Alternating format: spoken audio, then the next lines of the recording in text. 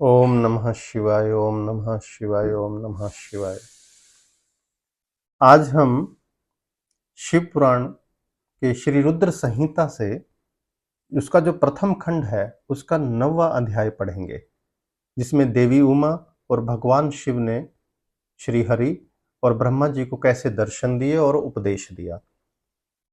इसका शीर्षक है देवी उमा एवं भगवान शिव का प्राकट्य एवं उपदेश देना। ब्रह्मा जी बोले, ब्रह्मा जी किसको बोले? नारद जी को, क्योंकि नारद जी ब्रह्मा जी के पास गए थे शिव तत्व की महिमा जानने के लिए। तो ब्रह्मा जी नारद जी को बताते हैं, भगवान विष्णु द्वारा की गई अपनी स्तुति सुनकर कल्याणमयी शिव बहुत प्रसन्न हुए और देवी उमा सहित वहां प्रकट हो गए। भगवान शिव के 5 मुख थे और हर मुख में 3-3 नेत्र थे। मस्तक में चंद्रमा, सिर पर जटा और संपूर्ण अंगों में विभूति लगी हुई थी। 10 भुजा वाले गले में नीलकंठ, आभूषणों से विभूषित और माथे पर भस्म का त्रिपुंड लगाए थे। यानी ये भगवान शिव के रूप का वर्णन हो रहा है। उनका यह रूप मन को मोहित करने वाला और परम आनंदमयी था। महादेव जी के साथ भगवती उमा ने भी हमें दर्शन दिए। उनका देखकर मैंने और विष्णु जी ने उनकी पुनः स्तुति करनी शुरू कर दी। तब पापों का नाश करने वाले तथा अपने भक्तों पर सदा कृपा दृष्टि रखने वाले महेश्वर ने मुझे और भगवान विष्णु को श्वास से वेद का उपदेश दिया। तत्पश्चात उन्होंने हमें गुप्त ज्ञान प्रदान किया। वेद का ज्ञान प्राप्त कर कृतार्थ हुए विष्णु जी और मैंने भगवान शिव और देवी के सामने अपने दोनों हाथ जोड़कर नमस्कार किया और प्रार्थना की। विष्णु जी ने पूछा, हे देव, आप किस प्रकार प्रसन्न होते हैं तथा किस प्रकार आपकी पूजा और ध्यान करना चाहिए? कृपया कर हमें इस बारे में बताएं और सदुपदेश देकर धन्य करें। ब्रह्मा जी कहते हैं, नारद, इस प्रकार श्री हरि की यह बात सुनकर अत्यंत प्रसन्न हुए कृपा निधान शिव ने प्रीतिपूर्वक यह बात की। यानी शिव जी क्या बोले श्री हरि की प्रार्थना सुनकर, मैं तुम दोनों की भक्ति से बहुत प्रसन्न हूं। मेरे इसी रूप का पूजन व चिंतन करना चाहिए। तुम दोनों महाबली हो। मेरे दाएं बाएं अंगों से तुम प्रकट हुए हो।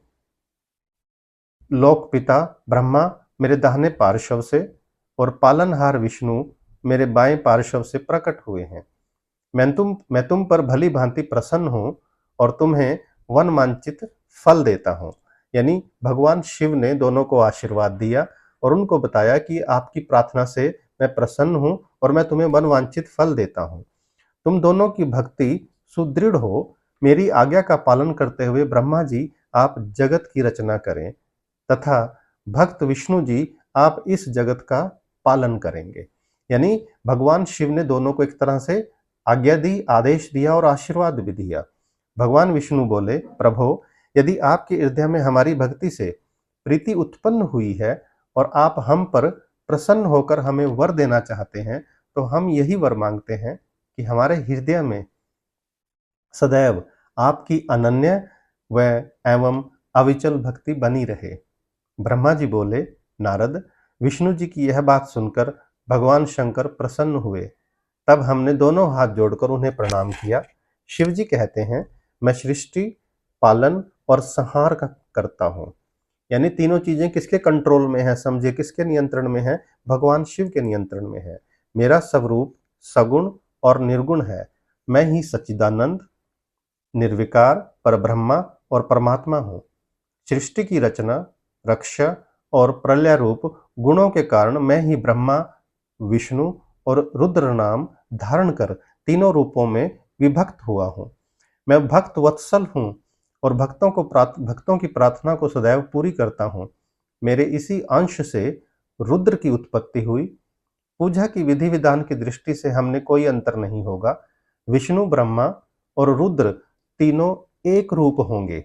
इनमें भेद नहीं है।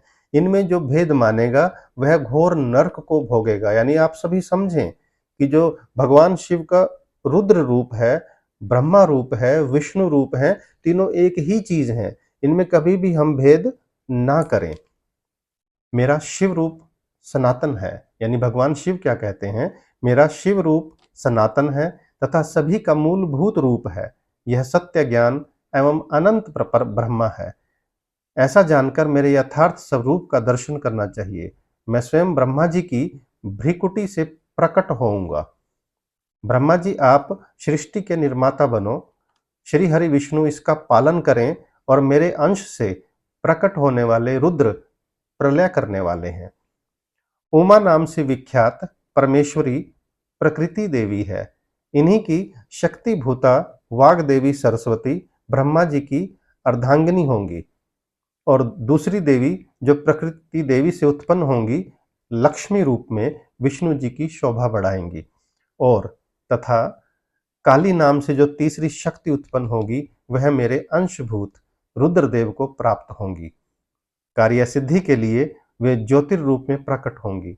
उनका कार्य सृष्टि, पालन और संहार का संपादन करना है। मैं ही सृष्टि, पालन और संहार करने वाले रज आदि तीनों गुणों द्वारा ब्रह्मा, विष्णु और रुद्र नाम से प्रसिद्ध हो तीन रूपों में प्रकट होता हूं। तीनों लोकों का पालन करने वाले श्री हरि अपने भीतर तमोगुण और बाहर सत्वगुण धारण करते हैं। त्रिलोक का संहार करने वाले रुद्रदेव भीतर सत्वगुण और बाहर तमोगुण धारण करते हैं तथा त्रिभुवन की सृष्टि करने वाले ब्रह्मा जी बाहर और भीतर से रजोगुणी हैं। इस प्रकार ब्रह्मा, विष्णु तथा रुद्र तीनों देवताओं के गुण हैं जो शिव गुणातीत माने जाते हैं। हे विष्णु, तुम मेरी आज्ञा से सृष्टि का प्रसन्नता पूर्वक पालन करो। ऐसा करने से तुम तीनों लोकों में पूजनीय होगे। तो इस अध्याय में हमने देखा कि कैसे भगवान शिव ने, यानी एक तरह से कहते हैं ना हम रोजमर्रा की जिंदगी में, रिस्पॉन्सिबिलिटी कैसे डिस्ट्रीब्यूट की। देखिए, पहले तो भगवान शिव ने रुद्र रूप को प्रकट किया, विष्णु जी को प्रकट किया, ब्रह्मा जी को प्रकट किया और सभी के हिस्से की प्रकृति की रचना, निर्माण और पालन और संहार कैसे करना है, इसके जो दायित्व थे वो सभी में बांट दिए गए।